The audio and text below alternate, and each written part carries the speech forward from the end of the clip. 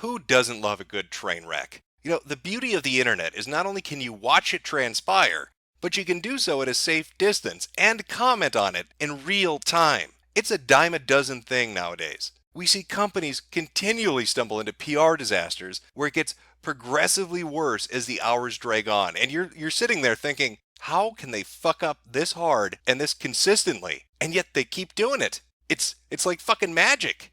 Well, we might have the start of a train wreck beginning right now. I can hear the whistle. I can hear the whistle down the fucking tracks. But to really understand the situation, you need to be filled in on the backstory. So, about 2 weeks ago, a height challenged Twitch streamer by the name of Destiny had on a well-known YouTuber by the name of JonTron to debate politics. How do I explain to my daughter incest is wrong? Is it actually wrong? I don't know. This is a crazy fucking thing. In einer stolzen Selbsteinschätzung, mutig und kühn, die Führung des Reiches und Volkes fordere. Yes, as you can imagine, things didn't go according to plan. A little bit of a snafu somewhere in there, and JonTron got lambasted by mainstream media. Within a day, everybody was writing articles talking about how he was batshit crazy, how he had absurd views on things, how he was a secret racist, which apparently not a very good secret if everybody's writing articles about it. Hell, unabashedly so. He's not just a secret racist, he's an unabashed secret racist, which means he's very open about not telling you. Hell, and according to these purveyors of the truth, he was losing subs hand over fist. His fans were abandoning him. I mean, look at these metrics. How is he ever gonna fucking recover from that? Well, time to pack it up. Your career is fucking done. I hear McDonald's is hiring. No, buddy. I don't give a shit about your newest LP. I just want my double quarter pounder with no cheese. Shit. You know who I blame?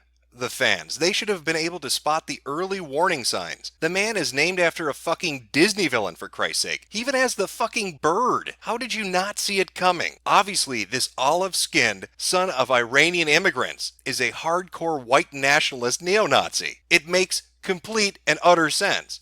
You know, I've heard stories that John, going on a Jew safari Jafari, likes to infiltrate bar mitzvahs and recite the 14 words while firing fully automatic weapons at people. Now, I can't confirm that. I'm not a reporter. I've got to wait for the real guys. You know, BuzzFeed and Huffington Post to jump on this fucking story. So now you have the backstory on what happened with JonTron a few weeks ago and the bad press he got in relation to that. Now, the other piece of the puzzle is a video game, Yooka. Now, this is a game that was kickstarted and made an enormous amount of money because of the names that were attached. It's a spiritual successor made by the people that worked on the Banjo-Kazooie games. So you can imagine there was a lot of hype around it. And from the footage that's been shown, it looks like it's probably a good game. Well, it turns out that JonTron was offered a voice role in the game. A minor part from what I understand, but nonetheless, they offered it to him. And from what people tell me, he is a big fan of the series, so that was probably a big deal to him. I mean, here's the spiritual successor to this game. The people that are working on it, who worked on the originals, want him to come and do a voice. How fucking cool is that? But oh boy, here comes NeoGAF. You know who they are. That's the trans rights forum that talks about white privilege all the fucking time. You know, NeoGAF. Well, they caught wind that JonTron was going to have a voice acting role in the video game. They did not take that news too well, and they took it upon themselves to contact the people on the development team to try to persuade them to remove him from the game entirely.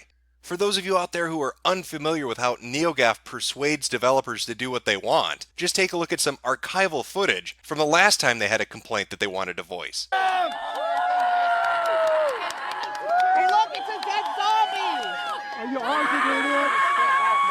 Are you arguing it? Is that all you know how to do?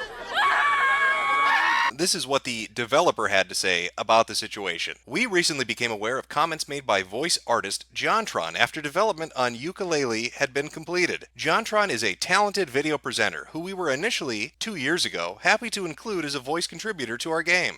However, in light of his recent personal viewpoints, we have made the decision to remove JonTron's inclusion in the game via a forthcoming content update. We would like to make absolutely clear that we do not endorse or support JonTron's personal viewpoints, and that as an external fan contributor, he does not represent Playtonic in any capacity. Playtonic is a studio that celebrates diversity in all forms and strives to make games that everyone can enjoy.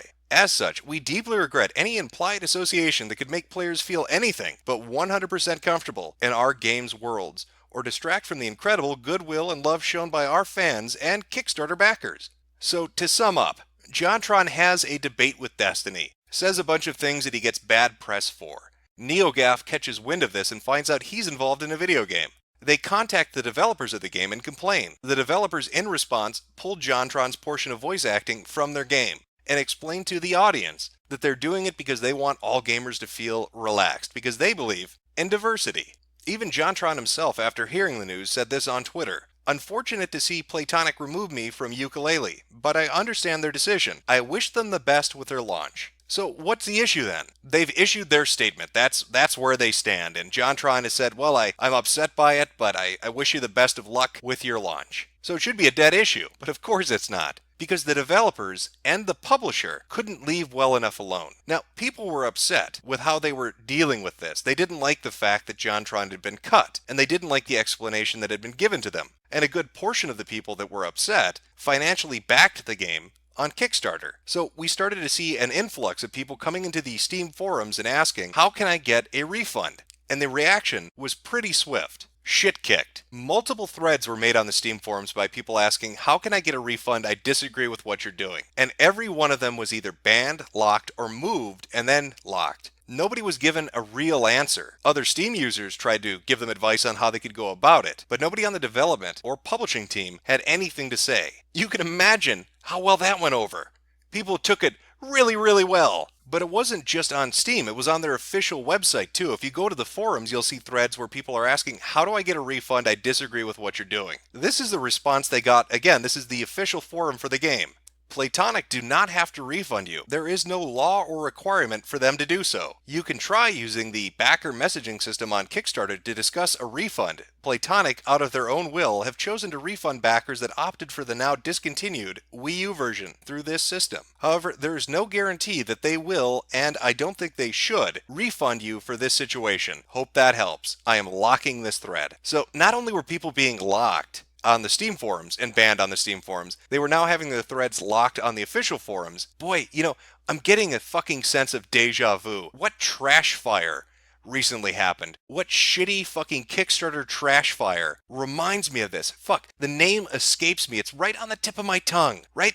Oh God, if I could just... No, you know what? I can't. It slipped away. I can't remember what it was. Now, while this was all going on, while people are being banned and having their threads locked on Steam and on the official website, on Twitter, people from the publishing company, Team 17, decided it would be a good idea to start shit-talking backers and mocking JonTron himself. Now, these are a couple of the employees. Now, a lot of them locked their profile down almost immediately once stories about this started coming out, except for a few of them.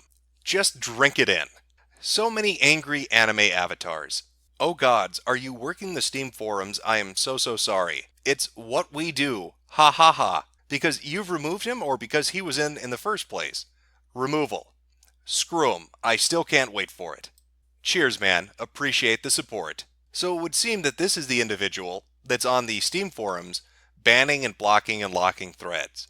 Of course, he wasn't the only one. Another Team 17 employee happened to like a bunch of tweets. One of them was from Kurt Schilling. Imagine being disappointed you can't get to hear JonTron's voice acting in Yooka-Laylee. Now, what was the context of that tweet? What did he mean by that? Well, I think this clears it up. This was a two-part tweet. Damn, I was really looking forward to hearing JonTron go blurble, blurble, garb, blurble, blurble, garb, an idiot. And then he goes on to say, imagine being disappointed you don't get to hear that in Yooka-Laylee. What a bunch of lovely people. Not only do they like to like and favorite and retweet and shit-talk backers, but now they want to start making fun of the way JonTron sounds. Glarble, glarble, garb, garb, garb. That's fantastic.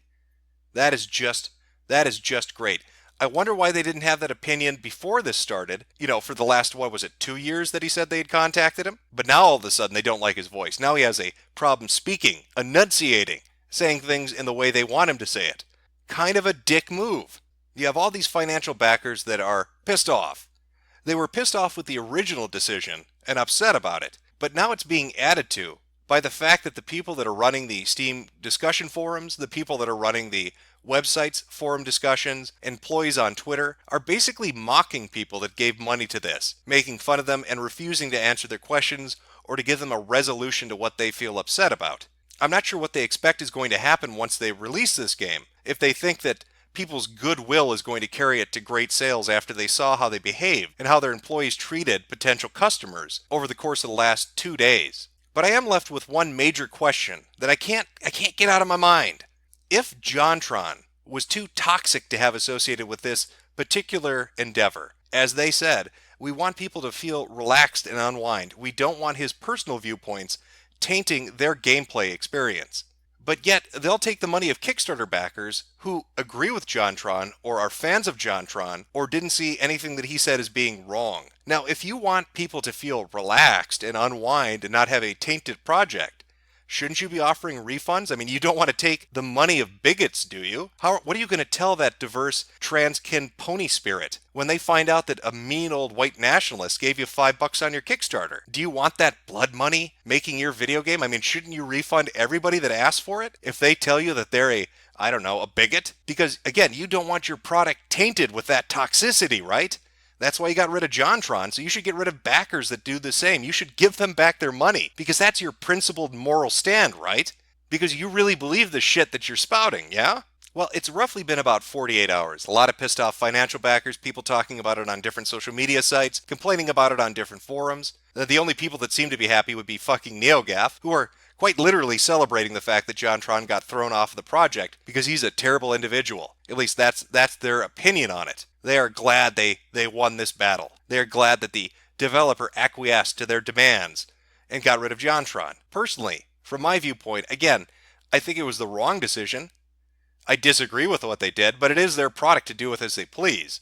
However, that cuts both ways. They can make a decision on what they want to do with their product. Potential customers and financial backers can make a decision on what to do with their money. If you want to take this route, you need to be prepared to face the consequences of upset, angry people, and trying to block them and ban them and lock the threads and basically tell them to go fuck themselves is a really terrible approach.